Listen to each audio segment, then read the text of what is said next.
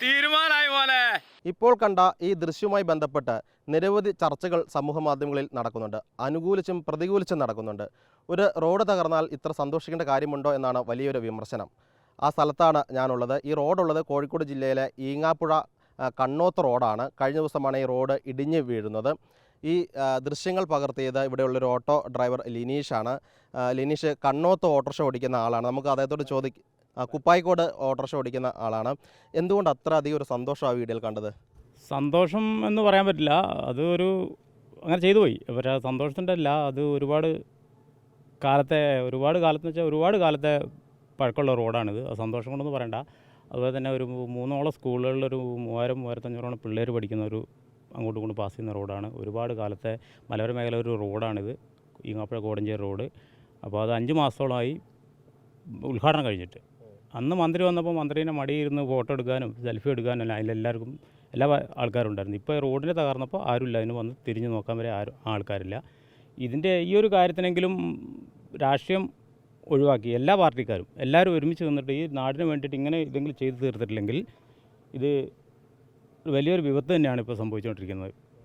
സെക്കൻഡുകൾ മാത്രമുള്ള വീഡിയോ ആണ്. അതിനകത്ത് ഇടിഞ്ഞ് വീഴുന്ന ദൃശ്യം കൃത്യം കിട്ടിയിട്ടുണ്ട്. കിട്ടിപ്പോയി എന്ന് പറഞ്ഞൊരു 3-4 പറയുന്നത് അതാണ് വിമർശനത്തിന് ഇടയാക്കിയത്. കാത്തുനിന്ന് എടുത്തതാണ് ആ വീഡിയോ. അതെ, കാത്തുനിന്ന് എടുത്ത് തന്നെ. വിമർശിക്കുന്നവരോട് പോയി പണിവെക്കാൻ പറയാനേ എനിക്ക് പറ്റുള്ളൂ. അതിൽ നമുക്ക് ഒരു വിഷയമുള്ള കേസേ അല്ല. ഞാനങ്ങനെ ഒരു സന്തോഷത്തോടു കൂടി എടുത്തതുമല്ല. അതങ്ങനെ എടുത്തു, അങ്ങനെ പറഞ്ഞു പോയി. അത്ര പെട്ടെന്ന് കിട്ടിയപ്പോൾ ഒരു ആകാംക്ഷയിൽ പറഞ്ഞു പോയി. തീർച്ചയായിട്ടും അതങ്ങനെ തന്നെയാണ്. അല്ലാതെ സന്തോഷിക്കുകയൊന്നുമല്ല. നമ്മൾ ഈ നാട്ടിൽ ജനിച്ച് വളർന്ന ആൾ തന്നെയാണ്. റോഡ് ഇടിയുന്നത് അറിഞ്ഞ് ഇവിടെ വന്നതാണ് വിഷലെടുക്കാൻ വേണ്ടി. വിണ്ട് കയറി കിടപ്പുണ്ടായിരുന്നു റോഡ്. അതെ, രാവിലെ ഞാൻ ഇങ്ങാപ്പുഴയ്ക്ക് പോകുമ്പോൾ റോഡ് ചെറിയൊരു മാർക്ക് പോലെ ഉണ്ടായിരുന്നുള്ളൂ. തിരിച്ചു വരുമ്പോഴാണ് ഈ റോഡ് ഞാൻ അങ്ങോട്ട് പാസ് ചെയ്ത് കഴിഞ്ഞു. അപ്പോൾ മെമ്പർ എന്നോട് പറഞ്ഞ് വണ്ടി എടുക്കേണ്ടത് പറഞ്ഞു. ഞാൻ ആ വണ്ടി അവിടെ കൊണ്ടുവച്ചു.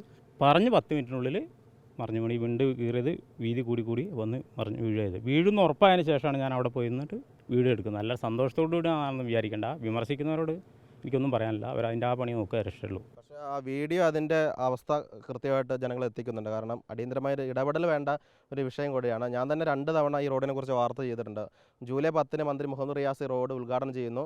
2 ആഴ്ച തികഞ്ഞില്ല. 7.5 കോടി രൂപയാണല്ലോ ചിലവഴിച്ചത്. 7.5 കോടി രൂപ ചിലവഴിച്ച റോഡാണ്. 2 ആഴ്ച തികയും മുൻപ് റോഡ് വിണ്ട് കീറി. ആ സമയത്ത് നമ്മൾ വാർത്ത ചെയ്തു.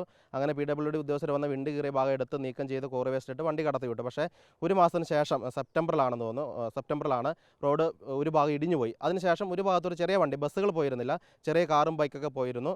പക്ഷേ കഴിഞ്ഞ ദിവസമാണ് ഇദ്ദേഹം പകർത്തിയ ആ ദൃശ്യങ്ങൾ പ്രകാരം ആ റോഡിൻ്റെ 3/4 ഭാഗം ഇടിഞ്ഞു പോയിരിക്കുകയാണ്. ഇപ്പോഴും റോഡ് ബാക്കിയുള്ള ഭാഗം വിണ്ട് കയറിയിരിക്കുകയാണ്. അതുകൊണ്ട് പൂർണ്ണമായും ഗതാഗതം നിരോധിച്ചിരിക്കുകയാണ്. ആളുകൾക്ക് നടന്നു പോകാൻ പോലും ഭയമാണ്. അല്ല, കാരണം ഏത് നിമിഷവും നമ്മൾ നിൽക്കുന്ന സ്ഥലം പോലെ ഏത് നിമിഷം ഇടിഞ്ഞു പോകാൻ സാധ്യത. നമ്മുടെ ഈ ഇടവകയിലൊരു പള്ളിപ്പെരുന്നാൾ അടുത്ത മാസം നടക്കുന്നുണ്ട്. അപ്പോൾ എത്രയോ വർഷങ്ങൾക്ക് ശേഷമാണ് ഇവർക്ക് ഈ ഫാക്ടറിപ്പടി എന്ന് പറഞ്ഞ ഭാഗത്തേക്കുള്ള ഒരു പ്രദക്ഷിണത്തിൻ്റെ ഒരു ഇത് കിട്ടുന്നത്. അതുവരെ നിന്നു. ഇപ്പം അത് വേറെ സൈഡിലേക്ക് ആക്കുകയാണ്. അപ്പോൾ ഇവർക്കും ഒരു വിഷമമായി. അത് 5 മാസമായിട്ട് നമ്മുടെ പൊതുമരാമത്ത് വകുപ്പിന് റോഡ് ശരിയാക്കാൻ വേണ്ടി സാധിച്ചിട്ടില്ല.